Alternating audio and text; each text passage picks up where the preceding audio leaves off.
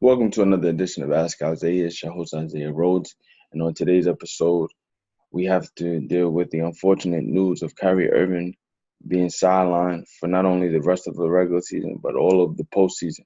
Now, initially, Kyrie had to get a small procedure done to alleviate some knee soreness that he had dealt with toward the latter part of the regular season, and he initially was going to be sidelined for some of the first round, but with his return, Boston will have an opportunity to make a deep playoff run and potentially battle with Cleveland for Eastern Conference supremacy.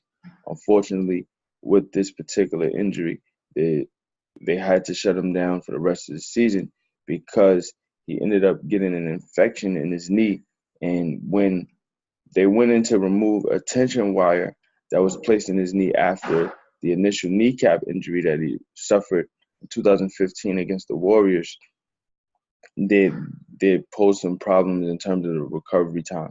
So for Kyrie, unfortunately, 60 games into his first season with the Boston Celtics, after requesting a trade from the Cleveland Cavaliers, a team that had been to three straight NBA Finals and looked to continue that run, uh, he didn't receive the type of ending that he would have hoped for.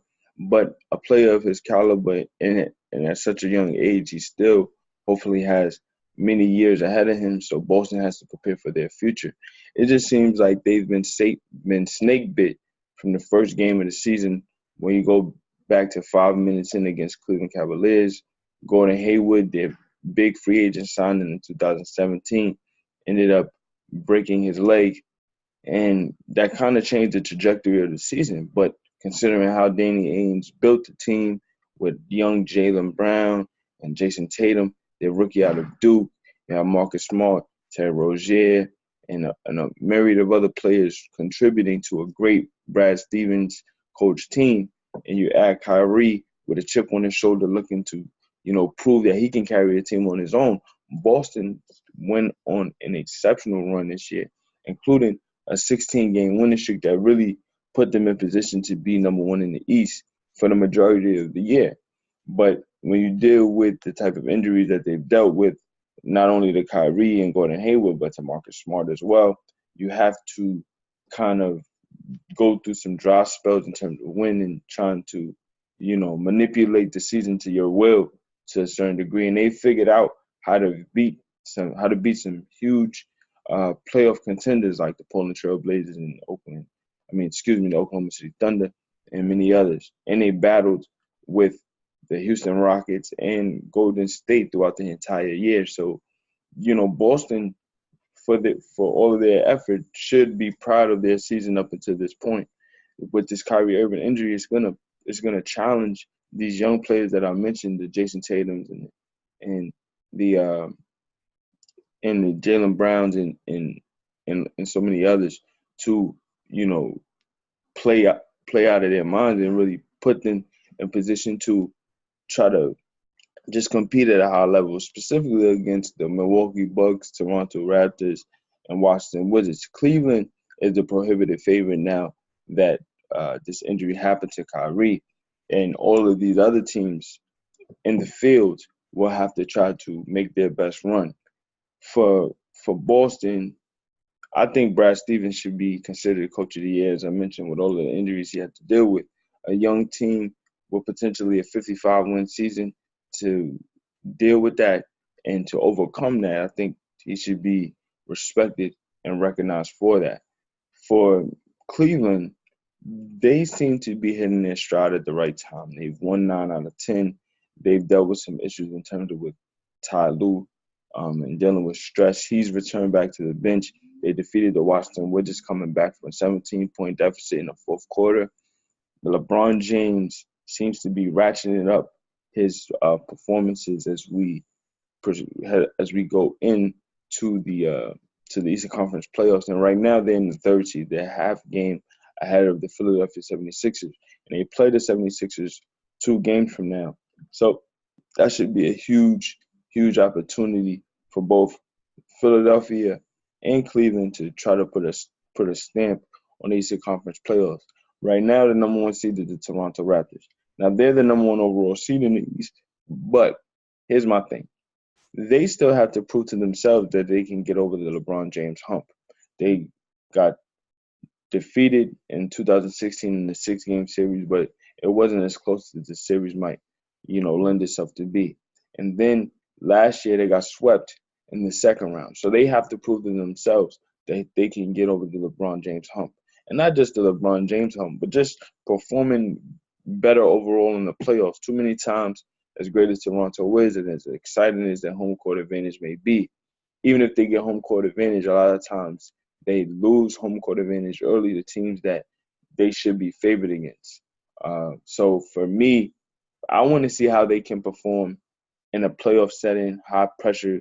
Can Kyle Lowry and DeMar DeRozan put forth performances on a consistent basis that will put Toronto in position to compete for a championship? That's what I want to see.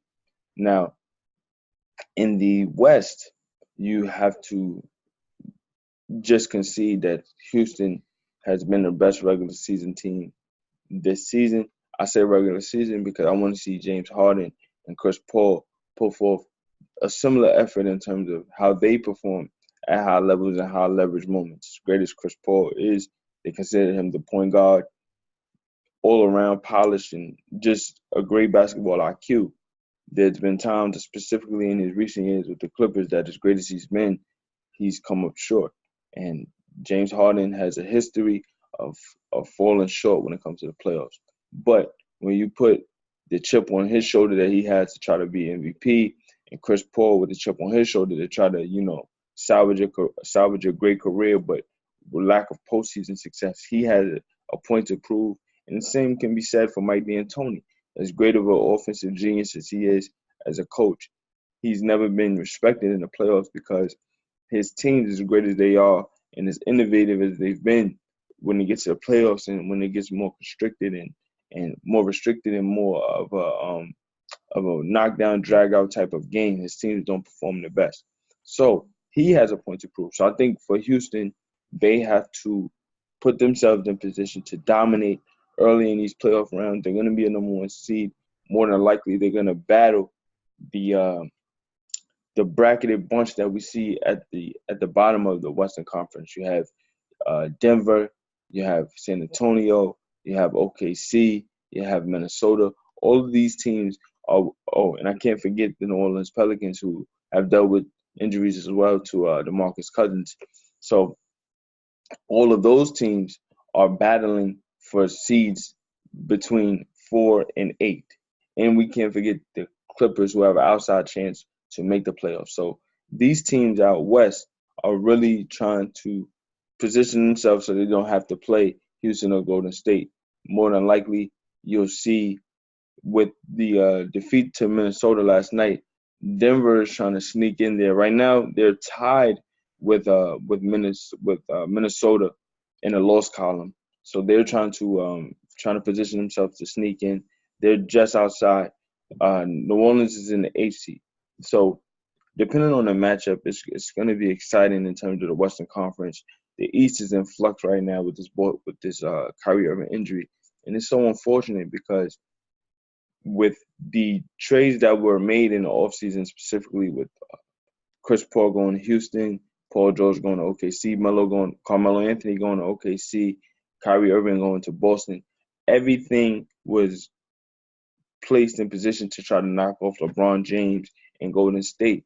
And the injury bug has really hit the entire league, not just with these elite teams, but it seems like they've hit at unfortunate times. So, for example, Kyrie Irving's been dealing with this knee soreness for the entire season, and he's been able to manipulate and try to limit his minutes, play in a more efficient way to conserve his body, just to see his body break down at the wrong time.